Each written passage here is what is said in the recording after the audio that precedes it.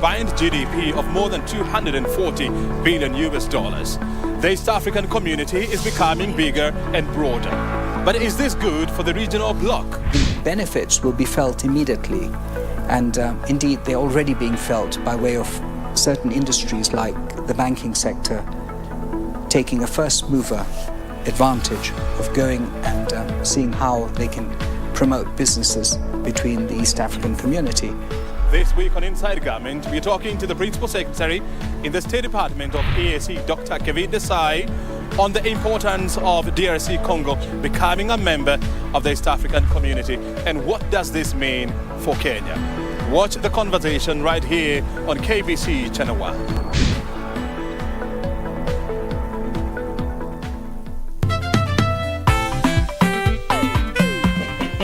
Sasa ndio masomo inaja officially. Kenyanjui, do you have an extra laptop I can borrow from you?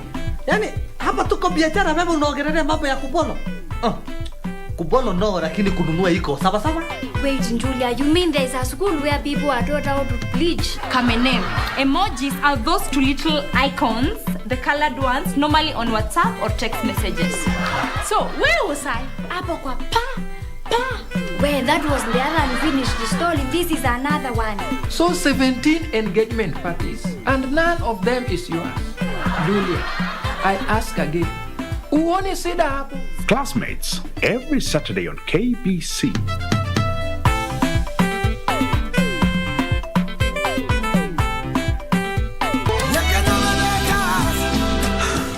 I love you. I wish you all the best. I want you to be happy. And I wish I never had to see you again. Tarehe 28 Mei, barabara zote zinaelekea Harris Tavern, Nairobi. Manake kutakuwa na kongamano kubwa sana la rumba siku hiyo. Kikosi kizima cha Bridge Over Congo kimeandaa tamasha kali sana kwa nyinyi wapenzi wa muziki wa rumba. Oh yes, there will be lots of fun. Talk of nyama choma, lots of drinks, lots of giveaways from KBC, and not forgetting to mention rumba music with DJ Walter. Oh, and did I mention that there'll be free t-shirts for the first 100 people. Nitakuwa siku hiyo. Tafuta sheri. Kama una sheri, omba sheri.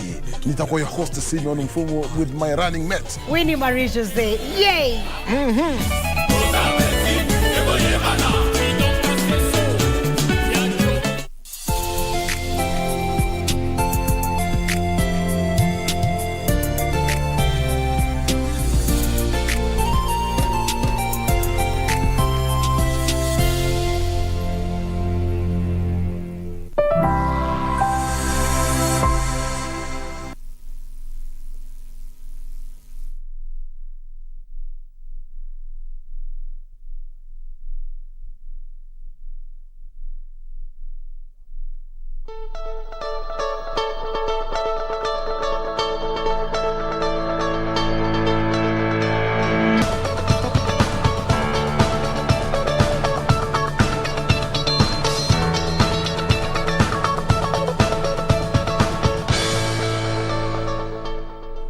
And exactly 35 minutes past 6 a.m. The program you're watching is Good Morning Kenya, and karibu sana to the show. It is Thursday, as we always say. It is our new Friday, and we have a packed up show for you this Thursday morning, beginning now up until 10 a.m. And it is Thursday, so clearly matters entertainment dominating the better part of this show. We also clearly have what is in store for you when it comes to matters news, and not forgetting also how our dailies will be looking like. So stay put up until the end of the show. Many thanks for making time. I'm Doreen Arange Okello. Mike. Yes, a very good morning to you. I'm Mike Itai. Of course, Thursday is the new Friday. Stay tuned for a lot of entertainment. Troy. Yes, Mike, good morning. Good morning. Good morning. Good morning. Today there is no gender balance, but don't mind. Inakuanga hivyo, leo iko, kesho haiko. Yes, leo at least. Leo tuko na mic. Anyway, a lot is happening in the political sphere. Azimio, Kenya Kwanza, they are all drumming up support in various parts of the country. And when I come back, I will be telling you all about it. Just slightly over 2 months to the general polls. Good morning. My name is Ben Troinjo. I'll be back with the latest news.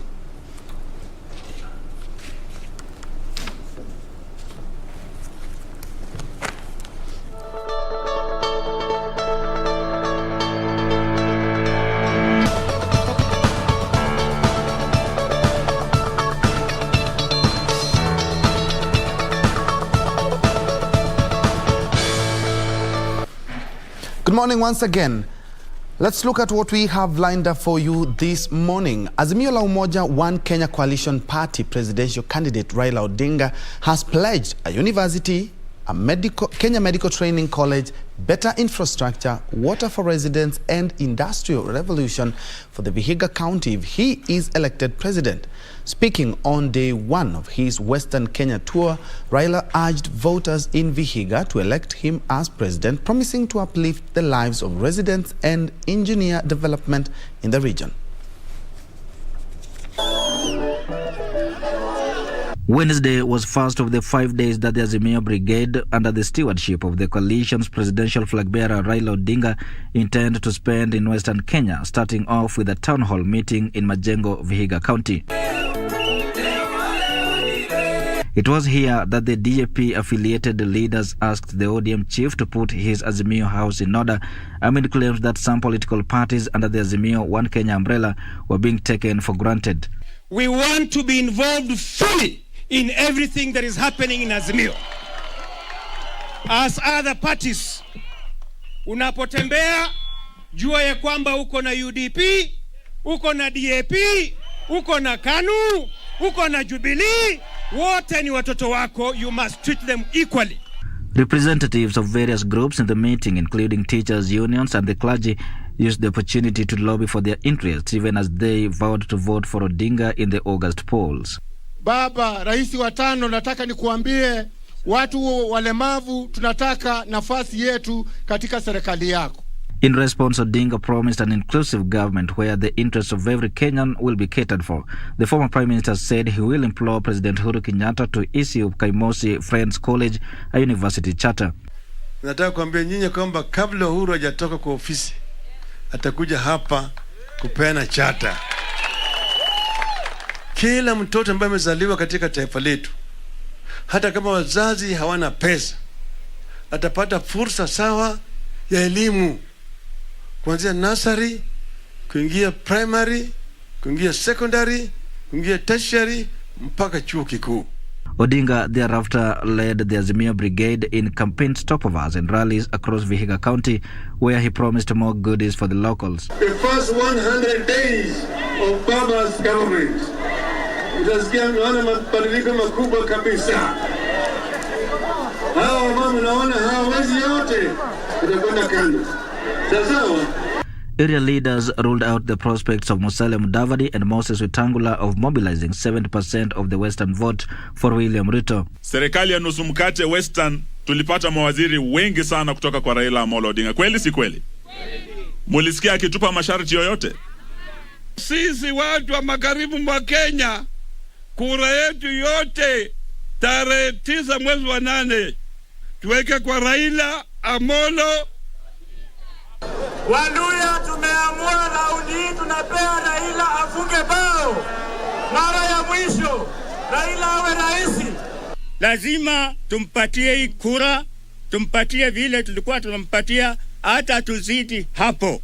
Ndio sisi tukue ndani ya serikali vile tayari tumeanza kuwa ndani ya serikali. Raila Odinga's running mate Martha Karua said her nomination is a win for all women in the country.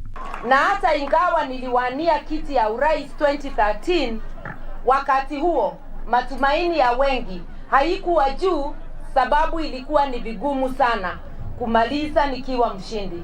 Lakini sasa tukiungana na ndugu yangu na hii nafasi nimepatiwa, si yangu, hii ni nafasi yenu wa mama. Speaking at the Garissa University on Wednesday during the celebration of Maendeleo ya Wanawake 70th anniversary, Karua said that through her, women will have an opportunity to address their issues at the national level. Odinga says that his path to the presidency has never been so clear and that the Mulembe nation should not give up on him. Tomorrow, Odinga will be leading the Azimio Brigade in yet other political engagements in Busia County, Wycliffe Okech, Vihiga County. From Azimio politics to Kenya Kwanza politics, where Deputy President William Ruto has pledged to set aside a special fund for resettlement of squatters if he is elected president. Speaking during his tour of the coastal region, Ruto assured residents that land matters will not be a political bargaining chip under his government. Ruto held an economic consultative meeting with leaders, professionals and traders from Mombasa County where he outlined his agenda for the country through his bottom-up economic model. Deputy President William Ruto continued with his tour of the coastal region Wednesday. Speaking at Mbaraki Sports Club grounds, Ruto termed the opportunities in the blue economy and value addition initiatives as part of the sustainable ways to create jobs for the youth. Katika mambo ya blue economy ambayo itahakikisha kwamba tunafanya ile processing, na harakati hiyo yote ni katika ile mpango ya kuzalisha nafasi ya kazi ili vijana katika kaunti hii wapate ajira, wajisimamie na watusaidie kujenga taifa letu la Kenya. Wako na wao katika mkutano kama huu. The Deputy President promising to return major port operations back to the coastal region as part of his plan to boost the economy. And with land being an emotive subject in the coastal region, the DP promised to set aside a special fund to purchase land and resettle squatters in the region if he succeeds in his State House bid. The DP also toured parts of Kilifi County where he fancied the chances of the Kenya Kwanza in the region. Tutaweka pesa ya serikali kununua ardhi zote za absentee landlords na zile zingine zote, na tuwapatie wananchi wa pwani wawache kuishi kama maskwota katika nchi yao miaka 50 baada ya sisi kuwa taifa huru. Meanwhile, ANC party leader Musalia Mudavadi and his Ford Kenya counterpart Moses Wetangula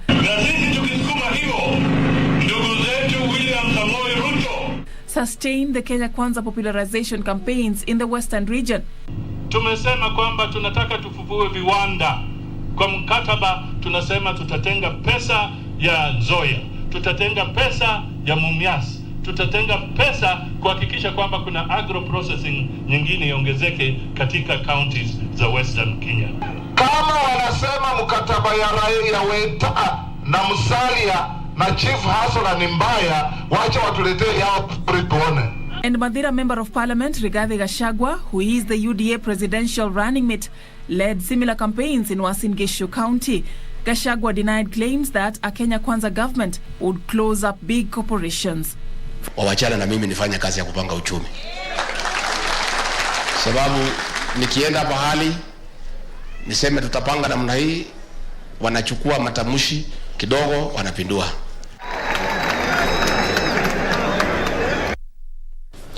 And still on politics, the High Court has barred the Independent Electoral and Boundaries Commission, IEBC, from clearing Kiambu United Democratic Alliance senatorial aspirant Karungo Wadhangwa to run for elective office until a case filed challenging his suitability to vie is heard and determined. Justice Anthony Mrima, in his ruling, further referred the matter to the Chief Justice to make a determination on the matter alongside other related cases. Karungo Wadhangwa's successful impeachment while serving as sports and youth CEC in Kiambu County formed the grounds for a petition seeking to have him blocked from the senatorial race. The High Court now directing the Independent Electoral and Boundaries Commission not to clear him to run for any elective seat until a case on his eligibility is determined. In a petition filed by Kevin Joy Wangari, Justice Anthony Murima further referred the matter to the Chief Justice, who will make a determination on the matter alongside other related or similar cases.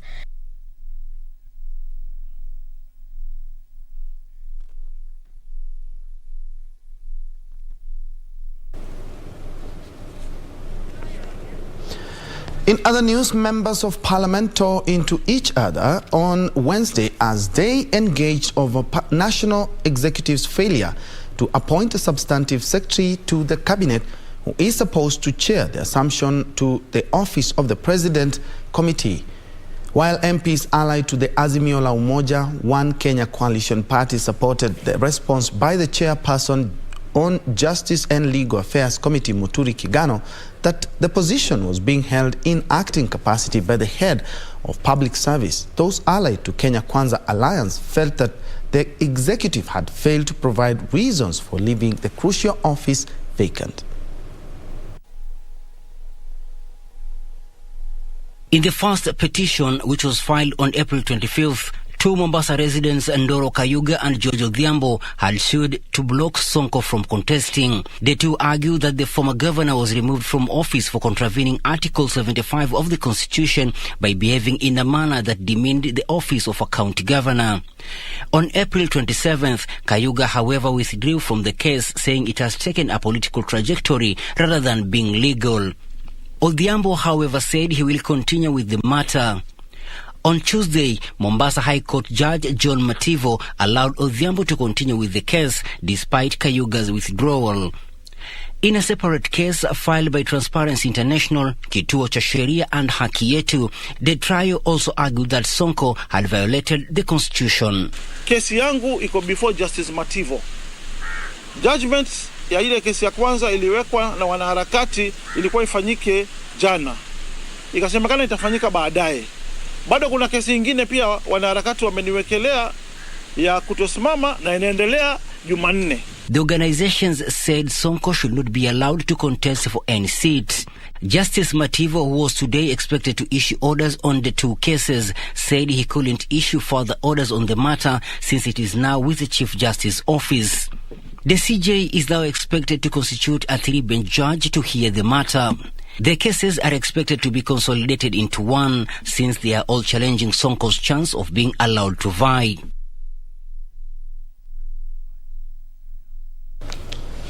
Nine out of 10 Kenyans who have medical insurance cover but prefer to buy medication over the counter instead of seeking treatment in hospital.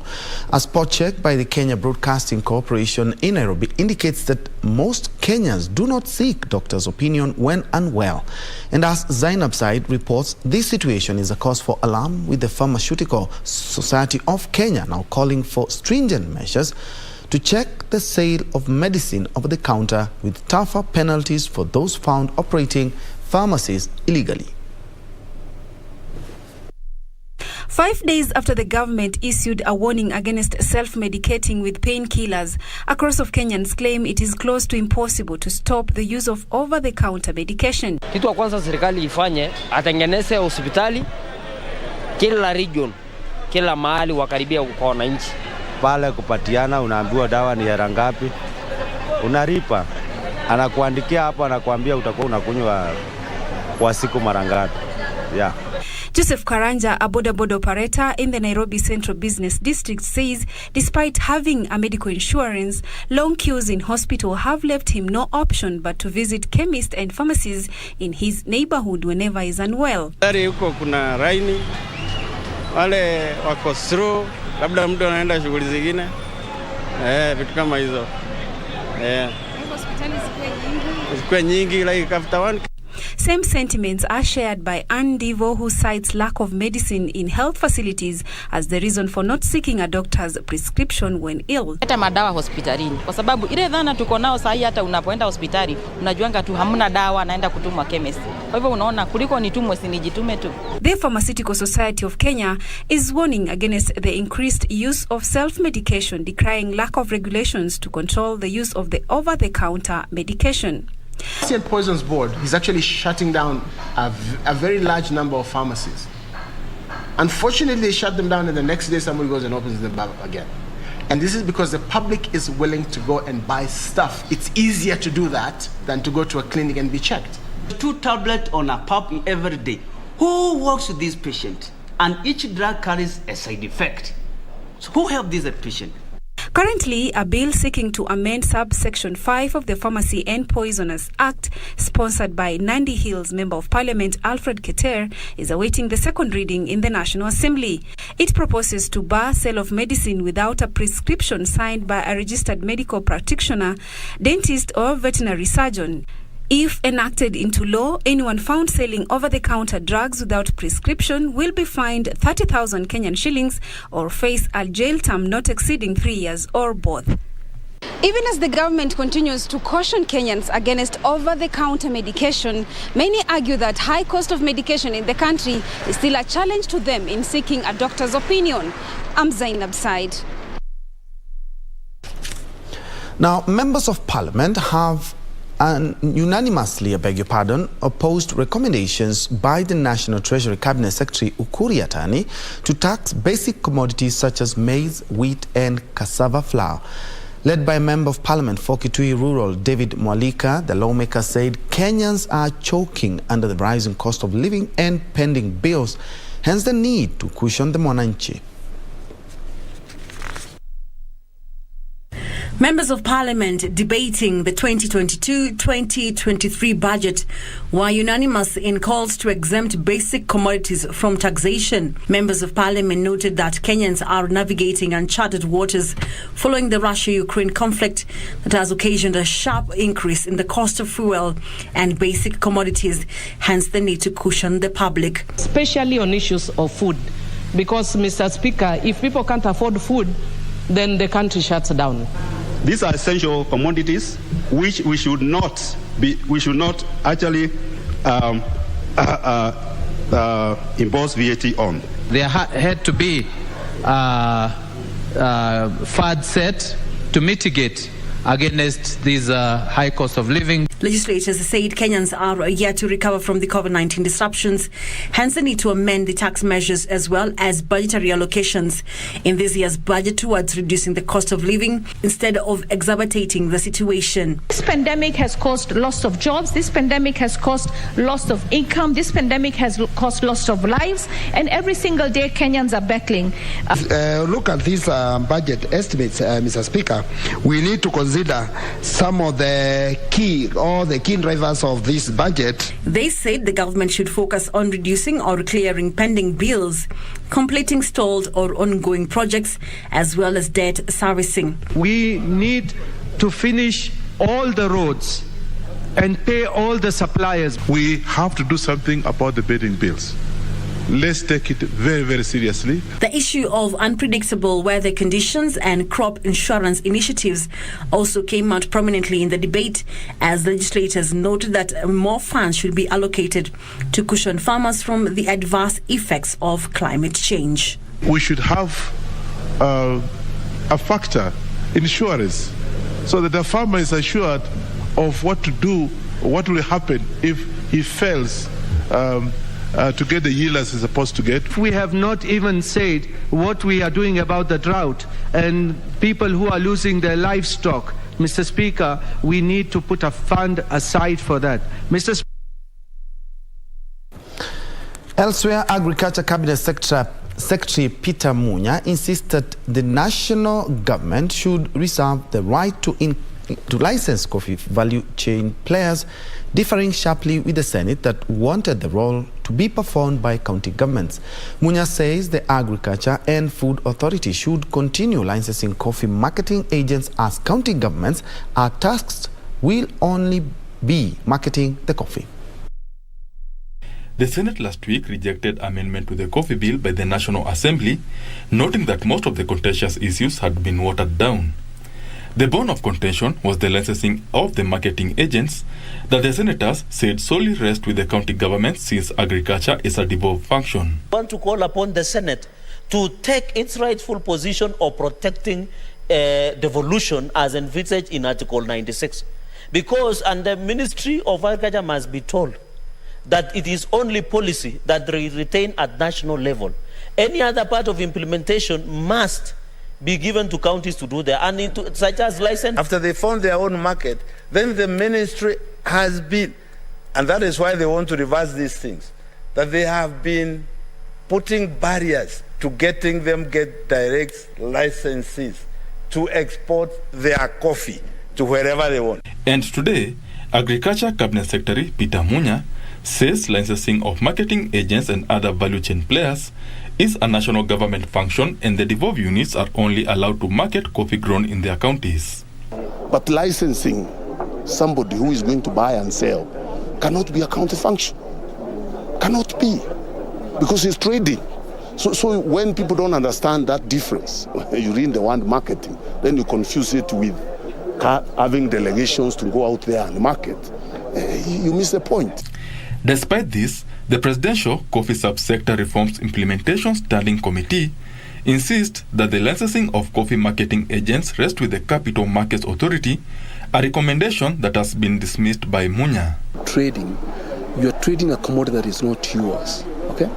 So that level of transparency is very, very important, because the exchange is where the price discovery is seen. So under the current regulation, the CMA has that role. Coffee could become one of Africa's high-value crops after coffee-producing countries on the continent signed an agreement that will see coffee ingrained as a key trading commodity by the African Union.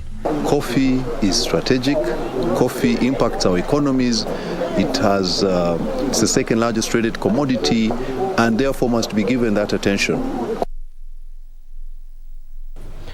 Now, all public institutions are required to report the progress of their technology facilities in adherence to the newly mandated ICT accessibility standard.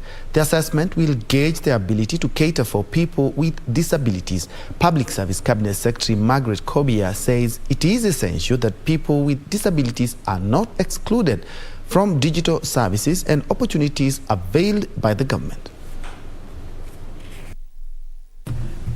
At the height of the coronavirus pandemic, institutions shifted most of their operations and services online, a feat that excluded some persons with disabilities. To address this discrepancy, Kenya has become the first country in Africa to implement a digital accessibility standard, streamlining technology devices and facilities to meet the needs of persons with disabilities. All ministries, departments, and state agencies are mandated as part of their performance contract to report on the progress made in the disability mainstreaming in their respective institutions. Of course, this standard will be implemented by our partners, by our parastatals, the ICT Authority, as well as the Communications Authority. And the main aim, of course, would be to mainstream this standard. So now that we have it in place, it'll be able to be mainstreamed in all our programs, all our other policies. Officials say assistance to access public digital services is a basic right that is long overdue for people with disabilities. For persons with disabilities, it can be difficult to find a new job. They are constantly confronted with barriers that sometimes are simply insurmountable, especially in the rapidly changing digital world. They say the framework has come in at the ideal time and is necessary to enforce assistive technology adoption to ensure Kenyans take maximum advantage of the digital economy. ICT Ministry Chief Administrative Secretary Maureen Barker pledged that the government would avail software training for people with disability, providing them with the necessary tools to take part in innovation and program development. 70% of disabilities are hidden. Take advantage of this new standard and develop products and services that have people with disabilities in mind. The very first of its kind in Africa, a new standard to ensure that people with disabilities can take advantage of public services on the digital domain. Let's now shift focus to matters sports, where Evans Chebet was on Wednesday named the best sports personality of the month of April by the Sports Journalists Association of Kenya, SJAC. Chebet achieved the feat after winning his first ever marathon in Boston. Boston Marathon champion Evans Chebet was today rewarded for being the best sports person of the month of April. Chebet achieved the feat after winning the Boston Marathon in a time of 2 hours, 6 minutes and 51 seconds, beating compatriots Lawrence Cherono and the then defending champion Benson Kipruto. Kama ya juzi nilikuwa nimejiandaa sana. Sasa nilikuwa najua kiwin Boston ni race kubwa na China yako inaenda juu. So nilikuwa nimejiandaa sana kwa sababu nilikuwa najua kuna wenye wamekimbia kuniliko kama Lawrence, Kamoror na Ethiopians. So mimi pia nilikuwa nimesema nikishinda hii race pia jina yangu itaenda juu na nitajulikana sana. Chebet beat a strong field of athletes nominated for the April Award, including Boston Marathon women's winner Peres Jepchirchir and rally star Karan Patel, who won the third round of the 2022 FIA African Rally Championship from start to finish. To all sportsmen and women in and out of this place, there is a brighter side waiting for you to show up. Find your limits and dare to blow past them. As LG Electronics East Africa, we commit to being present to support you through SJA and ensure that you break the barriers and lift the trophy. Also in the list was Maureen Chepkemoi, who destroyed the course record at the 75th edition of the Netherlands Marathon. The 5 gold medalists for the Kenya team hit squad at the Africa Zone 3 Boxing Championship in Congo were also nominated for the April Award. They were Teresia Wanjiru, Evelyn Akinyi, Elizabeth Andiego, David Karanja and Shafi Bakari. Well, there you have it. That's all we had on GMK News. But don't go away, because after this short break, we will be taking a look at what is making headlines in the newspapers. Don't go away.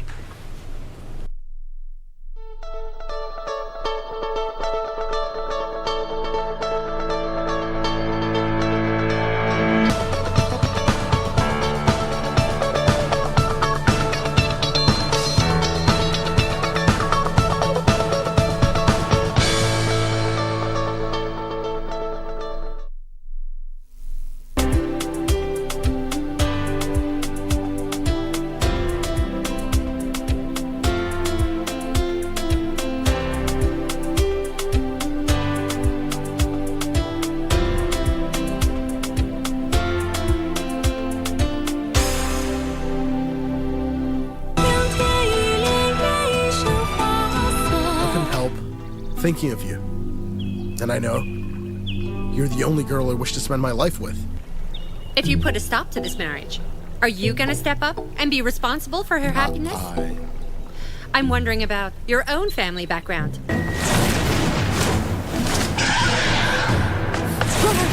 Let's go! What kind of nonsense is that?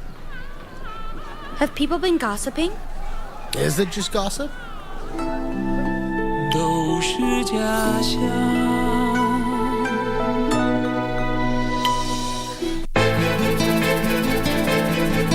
Unajiona nani Maya tena? Hapana, si Maya. Unajua once wapenzi wawili wakifanya kazi pamoja, kuna na challenge nyingi sana. Naona hivi karibuni tutakosana. Utakuwa rafiki na mimi. Wewe mimi nakuogopa mimi. Hanipigi. Njoo nipige basi unipe raha. Wanitishia mimi? Wewe wanitishia mimi? Kumbe wote shika. After 10 years, Murang'a County is gearing up to elect a new governor. How well do you know the candidates and what do they have to offer? KBC Channel 1 has organized a gubernatorial debate for Murang'a aspirants this Thursday, 26th May from 9:50 p.m. live from Murang'a University, exclusively on KBC Channel 1. يظل يجيء إلى ربوة قرار ويسمو وذا مرتغى. Wewe una afya, ni mzima, huoni kama ni neema? Unaacha kuswali ndugu yangu, unaacha kufanya ibada, ndio bado unamkufuru Mola wako, una maasi Mola wako usiku na mchana, unafanya madhambi usiku na mchana, na Mungu kakupatia neema. Wa in ta'uddu ni'matallahi la tuhsuha, na mkihesabu neema za Allah hakuna idadi yake. Jinsi alivyosema ni kwa tukimkumbuka atatukumbuka, na pia tukimshukuru atatuzidishia katika neema zake. Waddu'a wal-layli idha saja ma wadda'aka rabbuka wa ma qala walal akhirah. I love you. I wish you all the best. I want you to be happy. And I wish I never had to see you again. That's too hard to understand. Get out.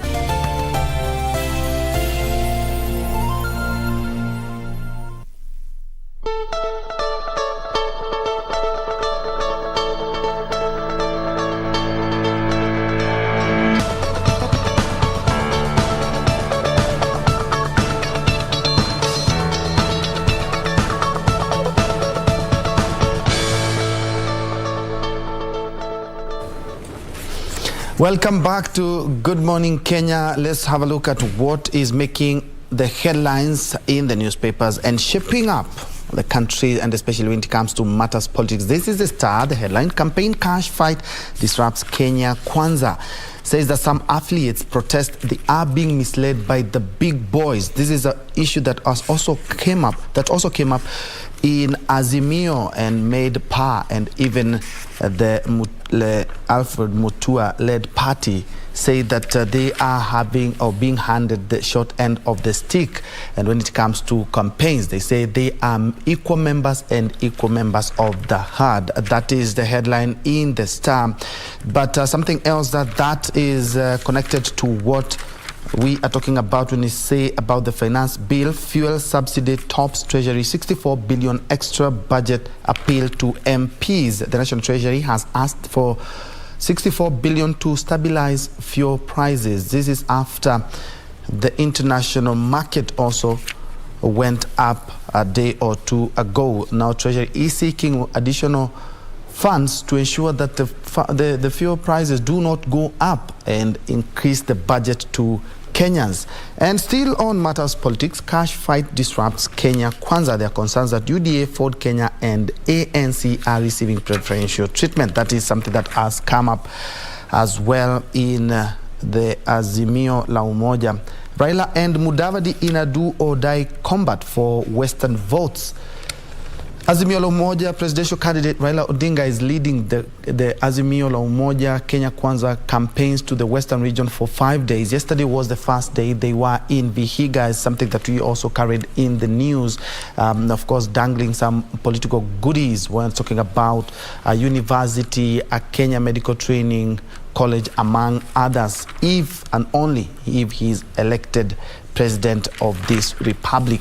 Well, there have been political polls that have shown that the Kenya Kwanza and the Azimio la Umoja presidential candidates are neck to neck when it comes to the opinion polls.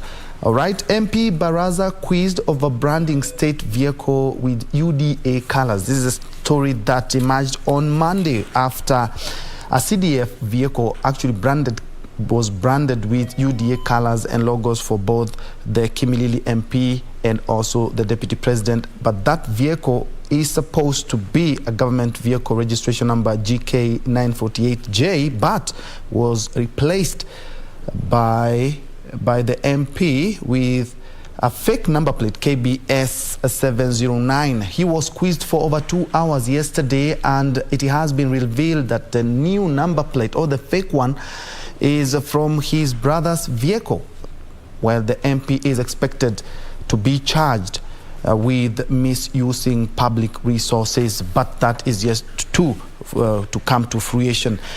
But also still on matters accountability and governance, 6 Kenyatta national employees are charged with stealing cancer drugs worth almost 9 million shillings yesterday. They are attached at the Kenyatta Prime Care Center pharmacies, and they are suspected to have conspired to steal the cancer drugs between last month and this month. They were released on a bond of 1 million shillings with a cash bail of 500,000 shillings.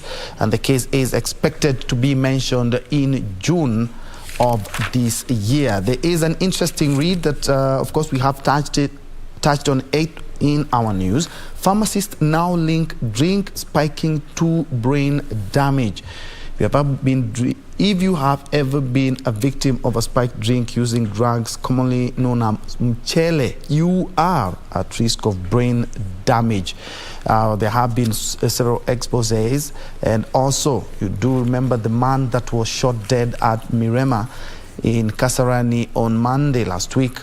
He had been suspected of leading a cartel that was spiking drinks and stealing ATM cards, but that is something that needs to be checked, and especially by our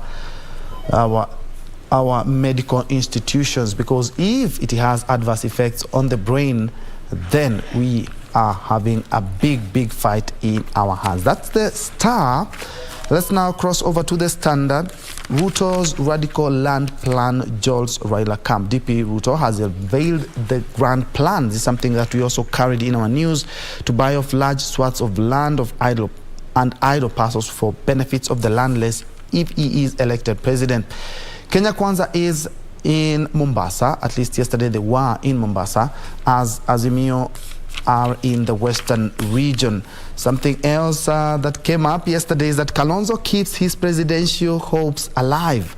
Wiper leader was among 20 presidential hopefuls or aspirants who beat the deadline to submit signatures and other election eligibility documents to IEBC, but also IBC, because the process was a little bit tedious. Yesterday they said they were going to increase it to an additional 2 days to ensure that all candidates are captured. We have 44, but IEBC after this process will tell us how much they will spend and how many will be left for the ballot. We are expecting the longest presidential ballot paper this year general election. But something that came up yesterday is that contestants now have until June 6 to present their papers to the electoral agencies, and the number of aspirants have been whistled down by half. And I believe it's because of they are supposed to deliver to the commission a list bearing the names, respective signatures, identity card or passport numbers of at least 2,000 voters registered in each of a majority of the counties, around 48,000. Well, that's a tall order for some people, but some parties have already been able to actualize that. Of course, you can peruse a lot is been talked about when it comes to the balancing act in the budget of 2022, bearing in mind and factoring in that we have a general election in slightly over 2 months to come. Well, that's what we have, and perhaps we can look at the nation and the people. Right, and 16 presidential aspirants beat IEBC deadline. You've obviously had that story on the Standard. It also made its way on the PD this morning. And what is coming out is that more than 30 hopefuls were unable to fulfill the requirements, which included obviously the 48,000 signatures. This figure is just because of the 2,000 signatures that these candidates were supposed to produce in each of the 24 respective counties. So that is how the 48,000 signatures come about. And even as these 30 hopefuls were unable to fulfill, this also comes after 11 other aspirants on Monday were dropped down because, again, of also failure to fulfill some of the requirements, including the naming of a running mate in due time. But also this article highlights just some of the concerns that a good number of these presidential aspirants had, particularly in the independent presidential aspirants. And just as you mentioned there, Troy Kalonzo also has made his way to be able to meet the deadline that is as of yesterday. So this just means that he is among the other leaders who now await verification by the IEBC. And I mean, it's really quite interesting given the fact that right now as it stands, talks are actually on the formative stages, whereby Kalonzo is set to go back to the fold. That is the Azimio La Umoja One Kenya Alliance coalition. So what then does it mean, given the fact that he is almost again towards the last stages of being cleared to run for presidency, and at the same time still perhaps going back to the Azimio fold. So even as this is happening, the Makueni governor, that is Kivutha Kibwana, now demands to be involved in these negotiations as the Ukambani, as the Kamba leaders, saying that they were just among those leaders that were there from the beginning. So it's only respectful and important for them to also be included in these talks that are happening in terms of bringing Kalonzo Musyoka back to the Azimio La Umoja One Kenya Alliance coalition.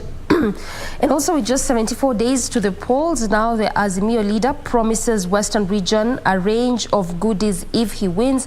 This is this is actually as he was in Vihiga County, and also as he was responding to Vihiga Senator George Haniri and Haniri's zoning concerns. Remember, there were this kind of conversation in respect to zoning in some parts of the areas by the Azimio La Umoja coalition. So this, even as he was responding to that, also coming at a time whereby there has been concern, particularly in the Kenya Kwanza coalition, and this is particularly from the Mwangi Kiunjuri party, that is the TSP, where they have been complaining of being sidelined as the smaller parties. So this is also just part of what Azimio La Umoja was trying to assure some of the parties and some of the leaders who are in this fold.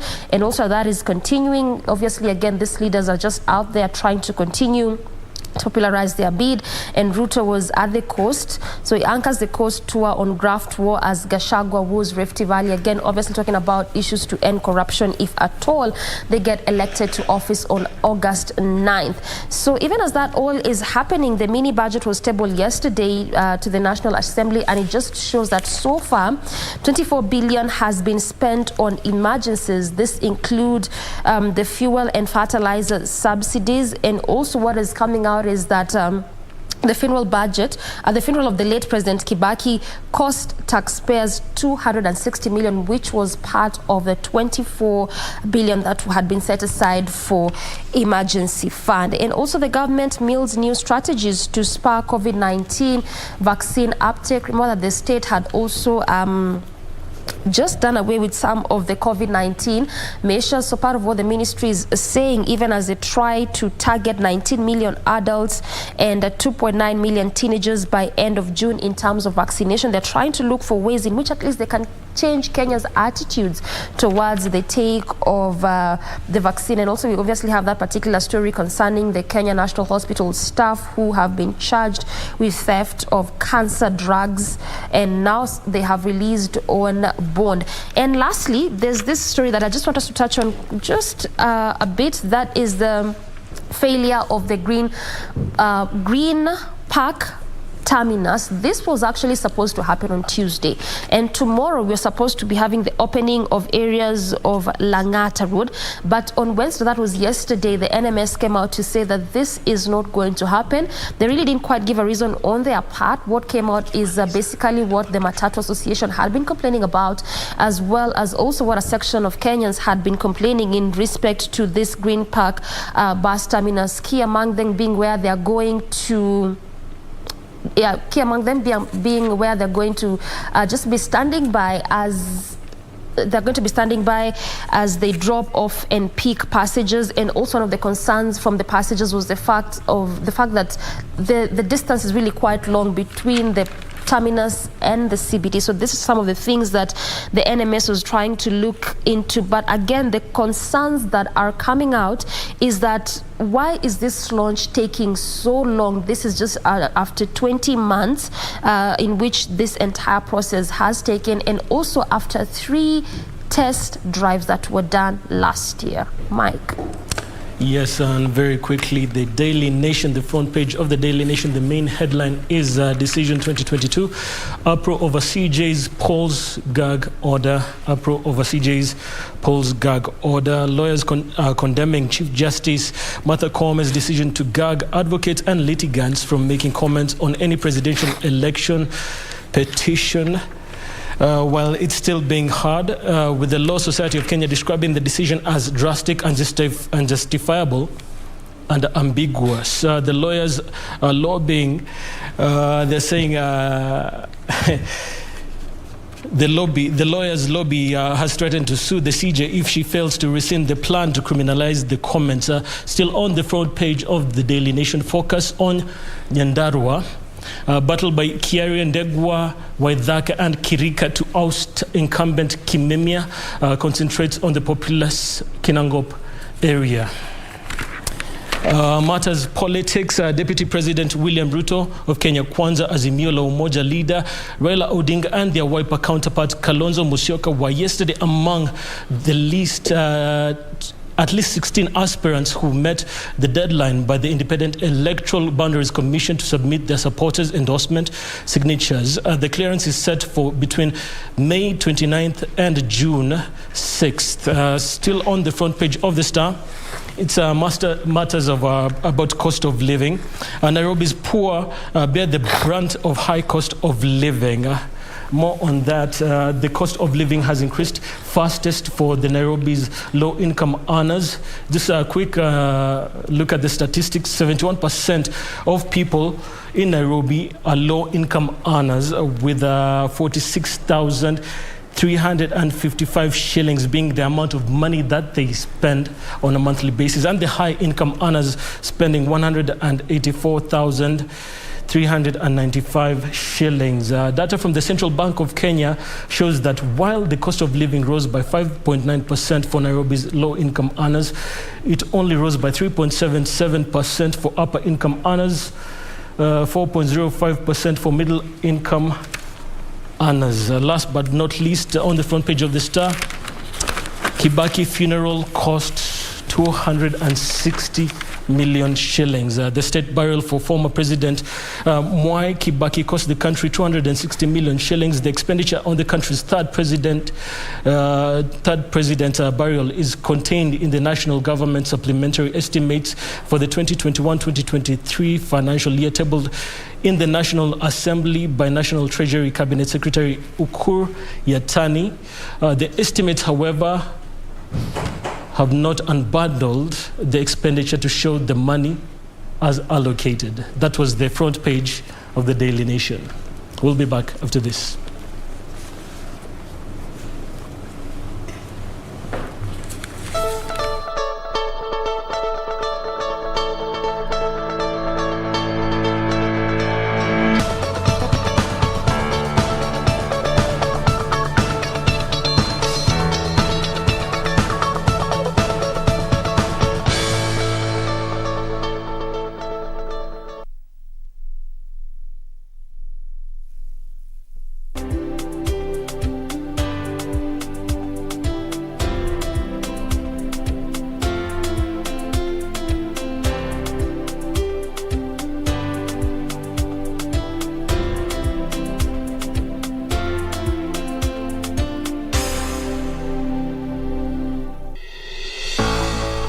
Six partner states, 300 million people, and a combined GDP of more than 240 billion US dollars.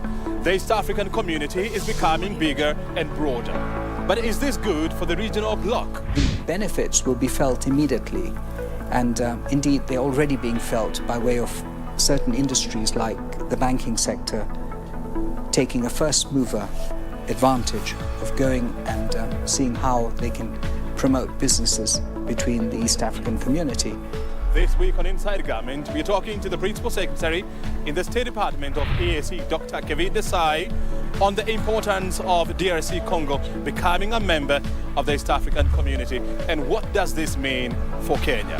Watch the conversation right here on KBC Channel 1.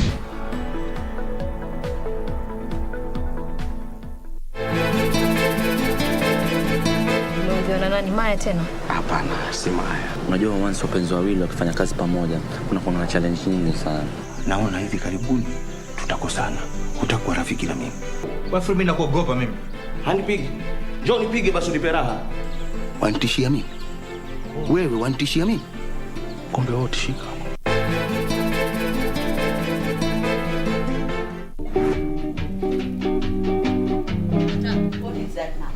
Do you plead guilty or not guilty? Why should I plead guilty? I don't even know what is going on over here. I don't even know why he's telling me he wants to kiss me and why I'm here. Nakuuliza. Ngoja. Nakuuliza. Mimi na huyu nani mwenye bangi? Consider hapo. Is that a question or consider hapo iko question? Consider hapo. Nyinyi majambazi. Iko pilipili kind of spinach. Kuna uwezekano nafuruta bangi. Na ni mtu mzima, hata labda wewe unakaa unavuta hiyo bangi.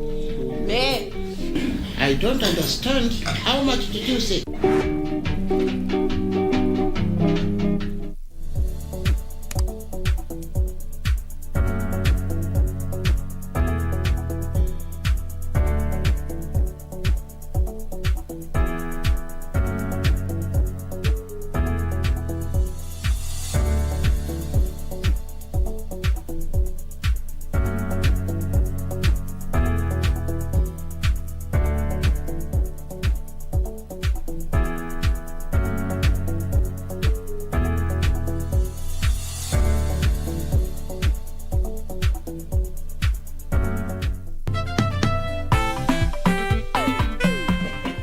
Sasa ndio masomo inaja officially. Kenyanchui, do you have an extra laptop I can borrow from you?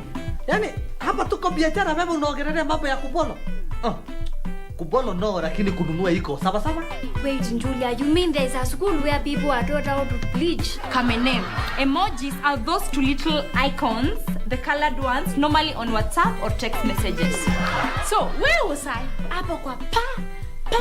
Wait, that was the other unfinished story. This is another one. So 17 engagement parties, and none of them is yours. Julia, I ask again. Uone seda hapo. Classmates, every Saturday on KBC.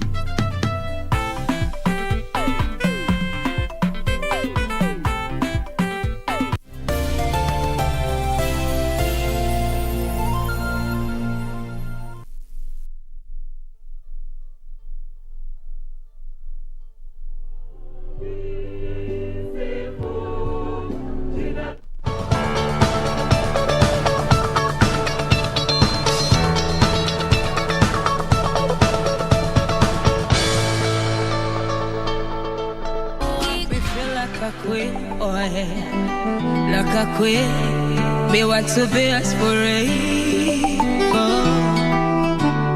So when you touch my body, boy, I feel alive. I want to be yours forever. Baby, make I put a ring on my finger. Oh yes, I want to be your mamita. Say you be my papita. Together we get a calito, kifo kitutenge, baby. So you be my papito. We get a calito, kifo kitutenge. Then you make me say, te amo, te amo, te amo. You make me say, te amo, baby. You say, te amo. We say, te amo, hey. Sijui nisemeje, baby, kwa vile unanipenda si kawaida, hey. Umejitolea kihangamhanga hadi kifo, sioni haya kuwa na wewe, najivunia wewe ndo wangu. Baby, I'ma die for you, I'm gonna be the one for you. Like a bat, let me fly with you. Oh, yeah. You make me sing tantarira, and I feel pamparira. Take me down on the corner, get me sultana. Bye-bye, you make me. Welcome back to Good Morning Kenya. Our first interview, like we said, it is Entertainment Thursday, and of course it's Matters Entertainment, and Candy Black is in the building. Karibu sana. Asante sana. You started, when I look at your YouTube, you uploaded your first song, it was 5 months ago, but like you said earlier, you recorded it way before. Yeah. Let's talk about that first track and your transition into music. Well, I've been singing since when I was young, little. And the first song I sang, I was in class 7. I think it's the noise, nilikuwa napiga kelele sana home. So Dad suggested I should just go to a studio and record a song. Yeah, and do my thing there. So I did. My first song was I Want to Be With You Always when I was in class 7, but I didn't do a video. And then I did that. Ragaton is the second song. The one that... When you were in class 7, you got that opportunity to go and record? Yeah. Was it Dad who paid for the recording studio? Yeah, my dad. So he believed in you from the get-go? Yeah, he's my #1 fan. Tell me about that first song. Did you compose it yourself? I always write my songs. Yeah. Do you remember it? Yeah. Can you have a sample? A chorus? Yeah. Yeah. Please do. I want to be with you always. I want to stay with you all days. 'Cause being near you makes me happy. Oh, my love. Nice. Awesome. And this is in class 7? Yeah, class 7. But a lot has happened since then. Yeah. Like, for instance, now you're in the hotel industry as well. Yeah. Let's talk about, mixing music and your current career. It's not easy because, music, it needs you there like 100%.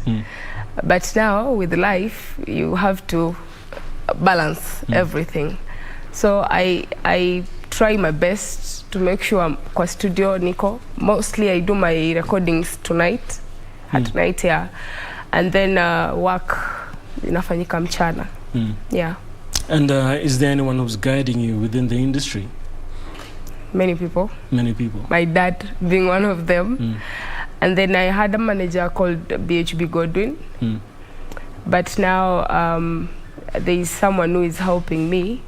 It's called Robert. He's a producer who is helping me to push the music. Yeah. Let's talk about, having those two careers at the same time. Being in the hotel industry and now venturing into music full time. Do you think you'll ever be in a position where you have to give one up? Eventually, yeah. Eventually. Yeah, I'll have to do that. I'll have to do that. Now I'm thinking your first love is music? I love music. Like, it's me. It defines me. It defines you? Yeah. Let's talk about that process then. How does it feel, that writing process? What's in your music? What do you want to come across in your music? Actually, I don't write. I just go to a studio and I find a beat. That's what I just do my thing. That's a freestyle thing. If I write it down, I won't sing that. So I just sing freestyles, and that's how I compose my songs. So producers send in beats? Yeah, most of the time they send, or when I just go to the studio, we just do a beat there, and then we do a song, and then I go. Yeah. There's Ajay. Let's talk about Ajay and the making of the video and how it came about.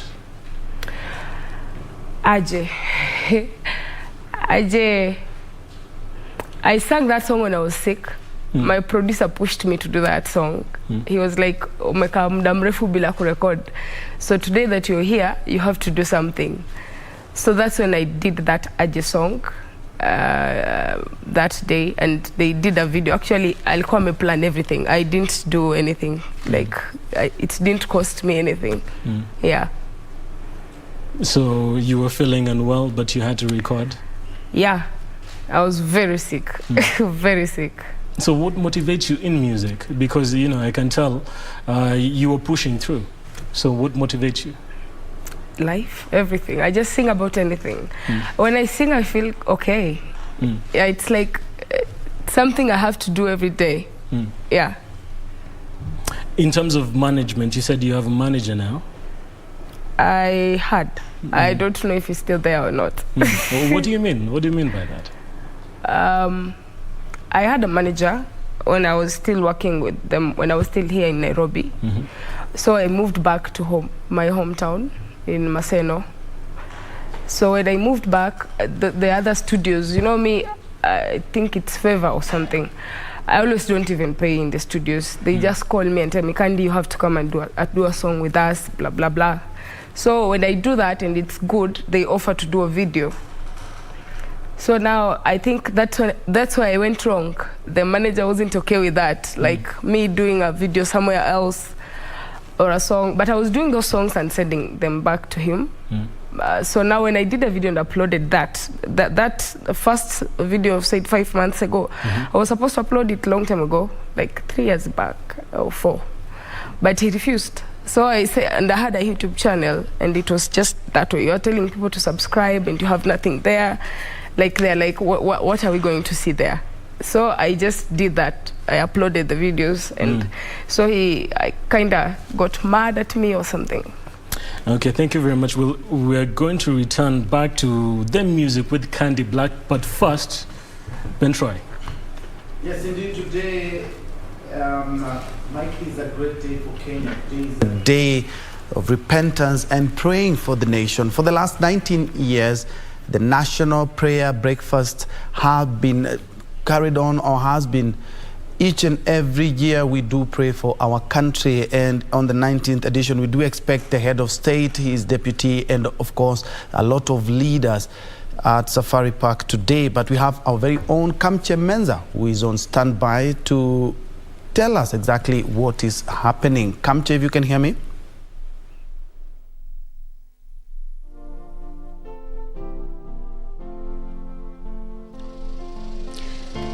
I Good morning. Back to you in studio there, Ben Troy Njue. And like you said it, we are coming to you live from the Safari Park Hotel. And these grounds this morning will be hosting the 19th Annual National Prayer Breakfast Meeting. Remember, this is the 19th edition. And already, as you can see, guests have already started to trickle in, of course, starting from leaders from the Parliament. This is an event that is organized by the Parliament, both houses, that is the Senate and the National Assembly, as well as by different church leaders or other religious leaders. And this morning we're expecting to see about 2,000 guests. Already, as you can see behind me, is that guests are already trickling in, of course, to grace this particular occasion. We understand that also the head of state, President Uhuru Kenyatta, will be gracing this particular occasion. Last year, the event had only about 100 guests who physically attended the meeting, of course, after coming out of the COVID-19 pandemic. Remember, the year 2020, there was no such event. And the last year, there was the virtual and the physical one, of course, bearing in mind that there was the COVID-19 pandemic. But this one is a different one. It's basically the first one since the pandemic struck that is seeing physical attendance of about 2,000 guests. The National Assembly Speaker Justin Muture confirmed that 2,000 participants will be attending this particular event, of course, graced by the head of state, President Uhuru Kenyatta. Last year, we saw also the ODM leader, Raila Odinga, attending this particular event, and of course, Deputy President William Ruto. So, of course, that is what is expected at this moment. But I'm joined by Senator Enoch Wambua, who will just tell us about how different are we expecting this particular prayer breakfast meeting to be. Mheshimiwa Karibu, maybe if you could start us off, how different are we expecting this particular prayer breakfast to be? Remember, the theme of this year is transition. Thank you very much. First of all, I want to take this opportunity to thank the Almighty God for giving us yet another opportunity to meet as leaders in this country and seek His face concerning our country. Yes, it is a period of transition, especially in political leadership in this country. In the next 2 months, we will be going into an election. And if previous elections are anything to go by, it is any time that this nation needed prayers, it is at such a time as this, so that peace may prevail in the country, so that political differences will not lead to bloodshed and divisions within the nation. So for me, to be able to come here and join my other colleagues in seeking the face of God on matters leadership is a very important thing. Yes. So basically, the theme was actually in line with this year's events of the elections. Yes, it is, because, you know, in this country, we are going through a transition. This election is transitional because the sitting president will be exiting leadership, having served the 2 terms, mandatory terms, as provided for in the Constitution. So we're going to be getting another president after the 9th August elections. So the theme is really a very good theme. Yes. All right. Maybe are we likely to see some political discussions taking center stage at this event? I wish we don't go that way. I wish we just stick to the theme of the day. We've come here to pray. It's only a day. Actually, it's actually a morning in 365 days. We have all the time to politic. We have all the time to sell our agenda. We have all the time to tell people why they should elect us. I think today, let's just dedicate this day to God. We pray God for this nation. And there is nothing as beautiful as leaders coming together from across the political divide to just pray and seek the face of God. It's an important thing. I wish and hope that we don't bring politics in this thing.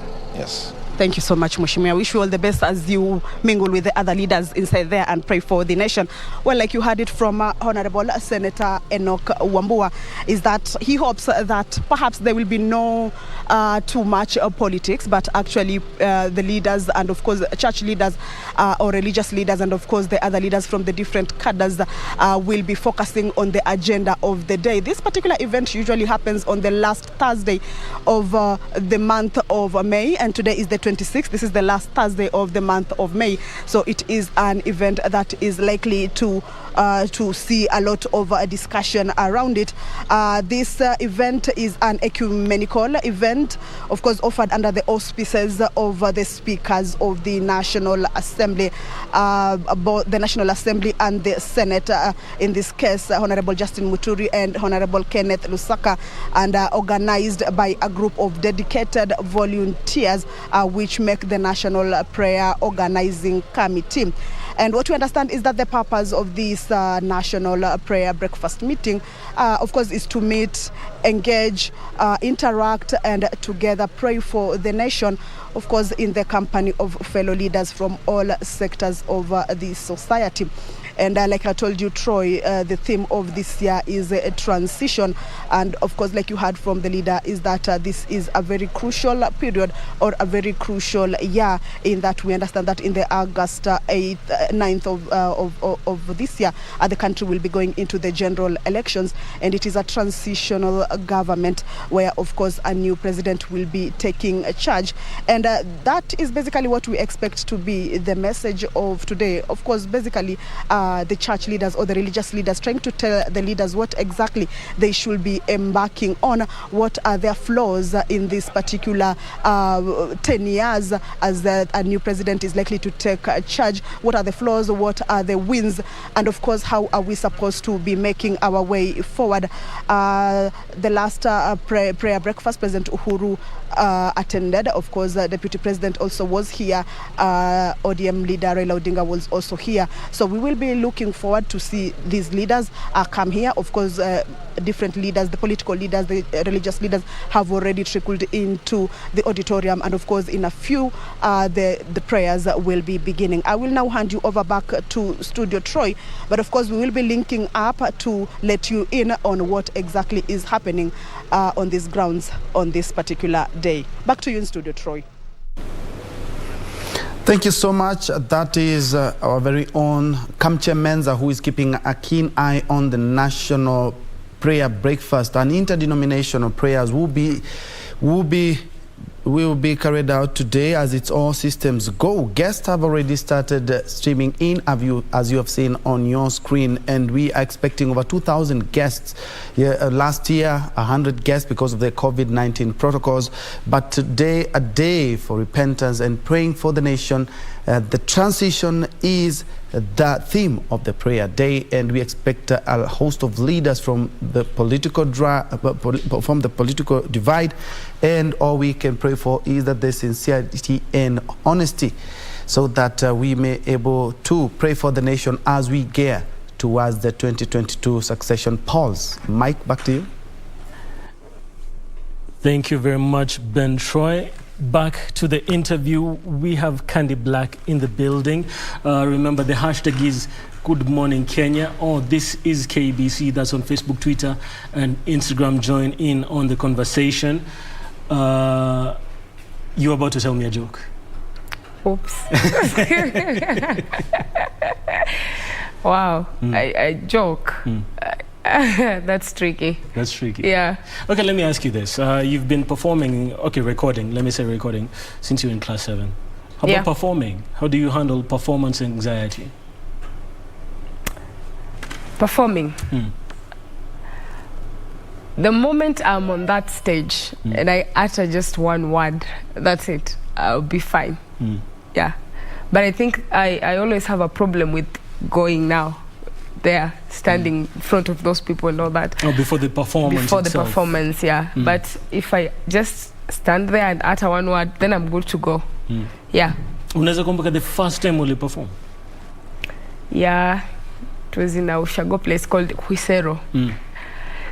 There's this DJ, Ali, organized some event, and then he called me to do a performance. That's when I did the first two songs. Yeah. Kulienda aje?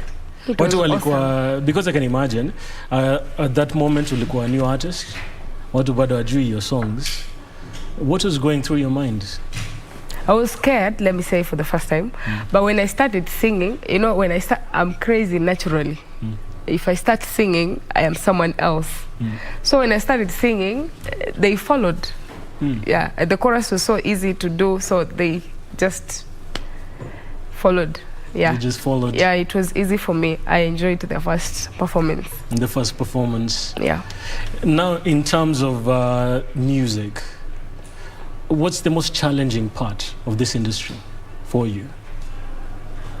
I think it's just coming out, because I've been here for long, and it's difficult to come out, just people to know you and all that. I don't want to sing. I don't want to go to a studio and sing songs for myself. You know, I want to sing the songs and let them out there so that people could listen to them. And so that's the only challenge I'm getting right now. Just my songs to be out there. It's kind of difficult. I feel like that's the trickiest bit, kwa sababu I've had producers say kuna wengine wanakuaga na record wimbo za kusikiza tu kwa bedroom instead of za kudistribute. It's true. Yeah, if you don't have the connections and all that, it's true. Because is it more connections or content? I think it's connections, because I've never done a song and people comment on them negatively. Yeah, so it's just connection for me. So to break through, you need connections. That's what I need, I think.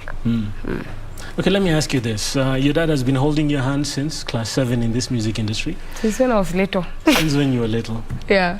Right now, you're in the hotel industry in Luanda. Yeah. Yeah. So what advice has he given you with regard to, how to navigate it? Apparently, my dad trusts me with anything I do. So he's always okay with whatever choice I take, because I know how to take care of myself. Yeah. Yes. Na mkaelewana hivyo ndo kutaenda. Kuna vitu zenye amekuambia kulingana na vile unajua kuna okay, let me put it this way. Yeah. Ladies within the music industry wamesema it's like it's not quite fair yet, but of it was equal kwa madem na maboy. Kuna kitu amekwambia with regard to that? Kujichunga? Normal advice, yeah. He always tells me that. Yeah, like I have to be careful with the industry. It's tricky. Yes, I've experienced some of the challenges. I'm so free with my dad that if I go through something, I just go tell him. And he helps me out to solve the issues and all that. Okay, so nini next for Candy Black? I just want to be out there. What does that mean? I want to do music Kenyan, out there, worldwide and all that. I know I can do it. What do you feel will get you there? I think I need to put more effort in what I'm doing. And that's, I would do that. For example, right now people are watching you. I want you to look at your fans right now. Why should they listen to Candy Black? All right. Candy Black is talented. Candy Black I think I sing songs according to experience.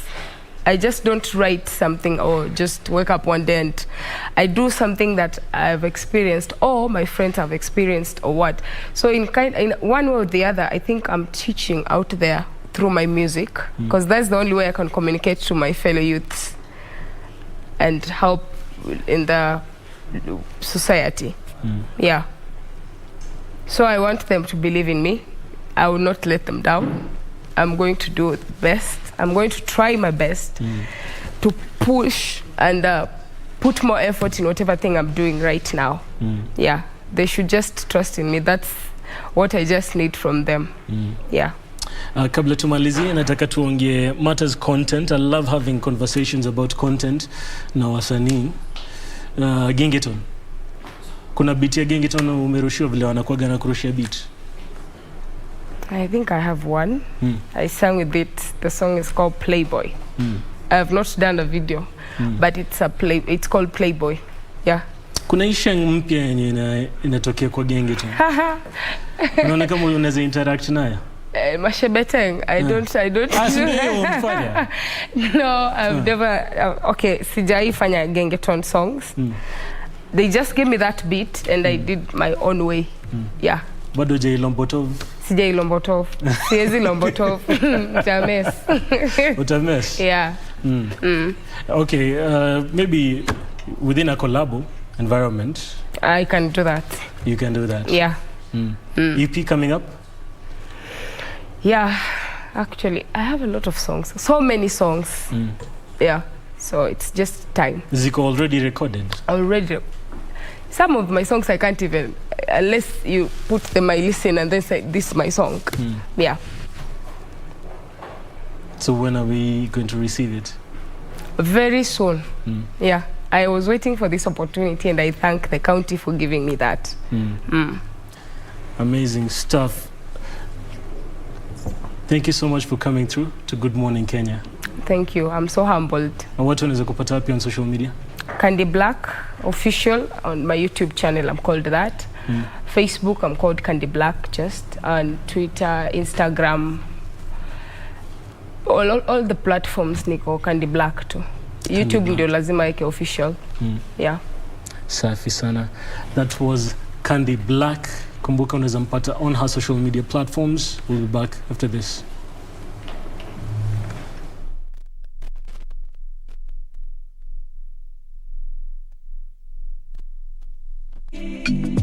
Hey, you make me feel like a queen, oh yeah, like a queen.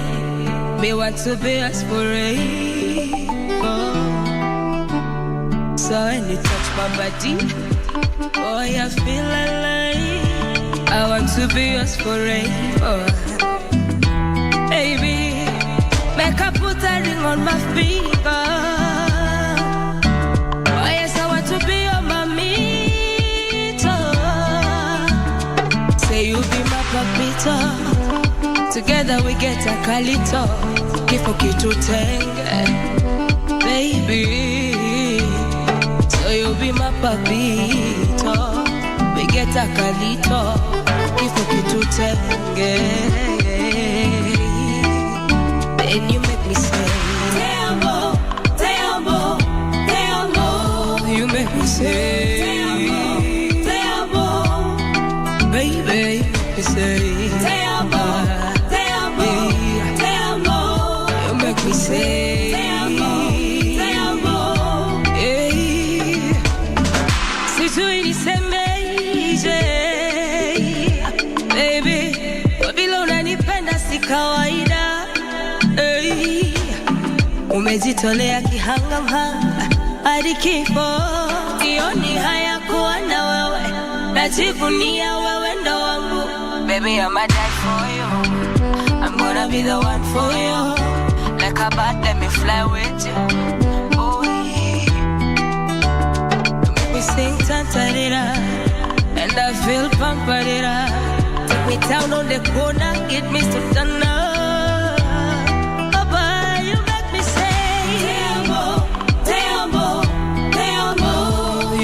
Say, te amo, baby, you make me say, te amo, te amo, te amo. You make me say, te amo, baby, you make me say, te amo, te amo, te amo, te amo. You make me feel like a little papapito.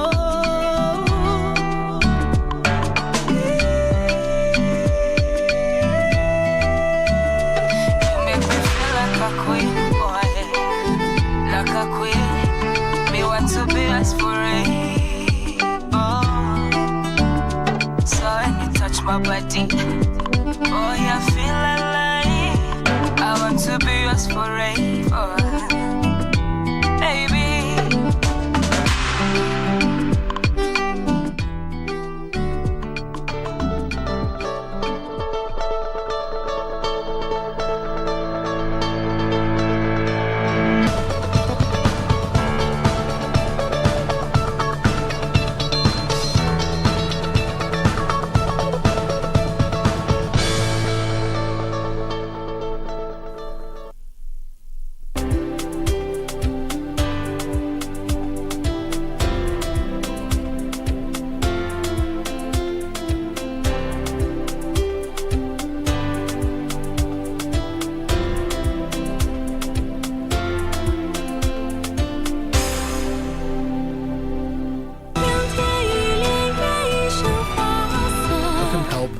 thinking of you.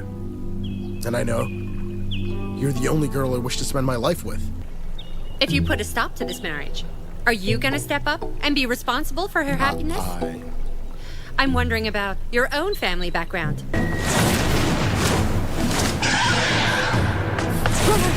Let's go! What kind of nonsense is that? Have people been gossiping? Is it just gossip? 都是假象。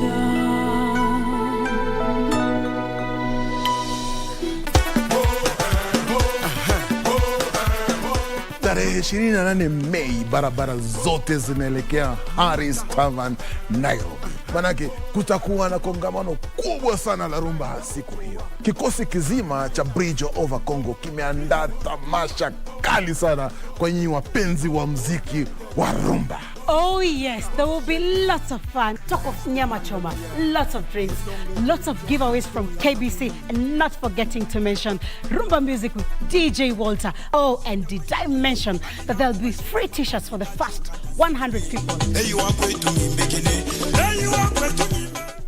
Nitakuwa siku hiyo. Tafuta sheri. Kama una sheri, omba sheri. Nitakuwa your host Simeon Mfumo with my running mate Winnie Marie Jose. Yay!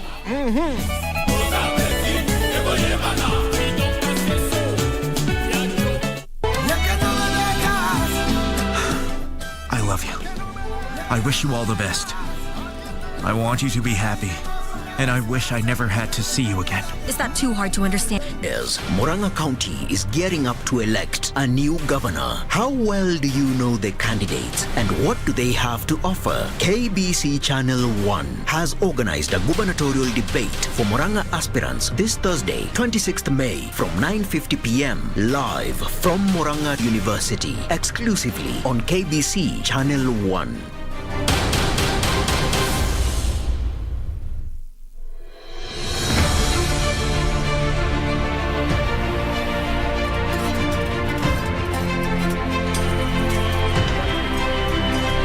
And 98% of the passenger transit in any country, most particularly Kenyans, happens on roads. Kwanza ningempa kongole sana Mr. President. Barabara si kitu ya transport peke yake.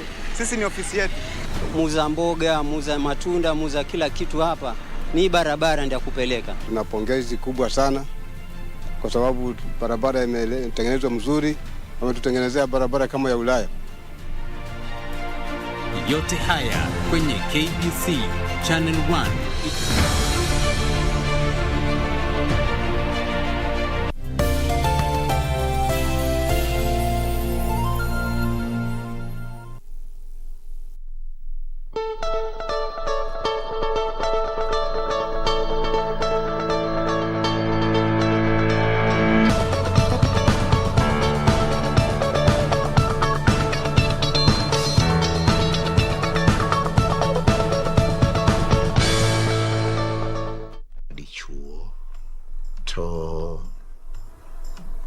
Oganda kamwida yake kata anyuola nigi expectations.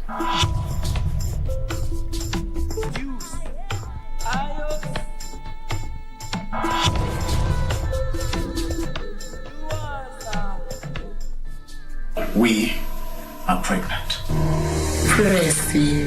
Thank you, ma'am. Ingimtoka? Andina Burgo. Kawe.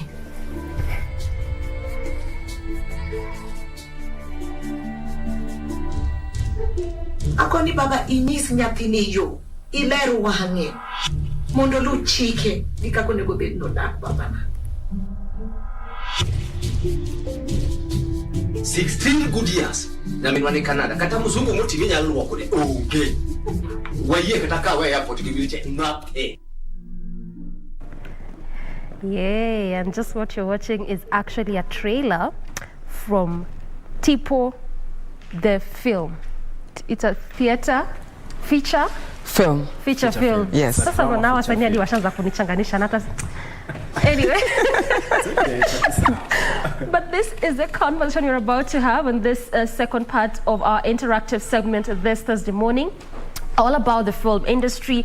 We just want to track the growth and the the growth of this kind of art, how far we have come as a country, what kind of loopholes still exist, missing links, and if actually they're actually in existence, what can we do to bridge them? I mean, theater, film is actually a big kind of industry, so this is what we want to dissect all together, and my guests are already in set, obviously. I'm talking about Emily Achieng to my immediate right. Ona, sema hi. Hi, how are you? Super happy to be here. Mbona get so serious? Okay. So hi. Unajua nini job serious? So hi and welcome to our new segment today. Emily Elizabeth is my name. Ivo. Good job. Good job. Thank you. Right next to her is Steve Ochogo. Yes, pleasure. Thank you. Good morning, Kenya. I'm Steve Ochogo, an actor, film producer, and scriptwriter. So focus on your camera, ukiniangalia, as you have this conversation centered on the scope of Kenyan theater and film industry. Now, let's start from the film itself. Yes. The feature film, Tipo. I know we played the trailer before we began the conversation, and I just want our audience to have a better understanding of what exactly you're talking about. It's done in the Luo dialect, kwanza hapo ndo tunaanzia. Why choose the language Luo, and then just talk to us about the film itself. Let me start with you, Emily. First, we are telling our stories. And the beautiful thing about Kenya is our tribes, the diverse. So when we say it is in Luo, we still have it. We have the English subtitles to communicate to the non-Luos, because these are our stories, and it doesn't mean it is a Luo story. So at the end of the day, let's tell our stories, no matter the language. At the end of the day, this is who we are. Yes, we are killing the tribalism, not the ethnic backgrounds. Yeah. We are killing the tribalism and not the ethnic background. Yes. Now, just pause there a bit. I want us to cross over to Safari Park hotel, where we have the national prayer breakfast. But this is actually the second one after the COVID-19 pandemic, and quite a number of guests are being expected. The theme being transition. So that is what you're seeing right there on your screen. The president is already in attendance. You also expect the Azimio la Umoja One Kenya flag bearer Raila Odinga, as well as the vice president or the deputy president William Ruto. So let's just cross over there and listen into what is happening at the Safari Park Hotel.